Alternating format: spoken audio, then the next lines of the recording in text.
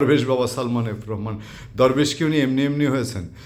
একটা লোক এক জীবনে একটা দেশের 188টা ব্যাংক এবং প্রতিষ্ঠান থেকে 57,000 কোটি টাকা সরাইতে পারে। তার চুল দাড়ি সব গুনলেও তো এত হবে কিনা সন্দেহ। এবং এত টাকা দিয়ে করে কি জানেন? এখন জেলখানায় 14 শিকের ভেতরে তিনি মোটামুটি ওই একটা ফ্ল্যাট ময়লা টয়লেটে যাচ্ছেন আসছেন, কোথায় 57,000 কোটি টাকা? কী লাভ হলো বলেন তো দেখি? কোনো লাভ হলো? এখন এই ওই নিক্সন চৌধুরী, আরে বাপরে কী দাপট! তার আর তার স্ত্রী মিলায় প্রায় 350 কোটি টাকার সম্পদ মানে ব্যাংকে। মানে এইটা বাংলাদেশে কল্পনা করা যায়?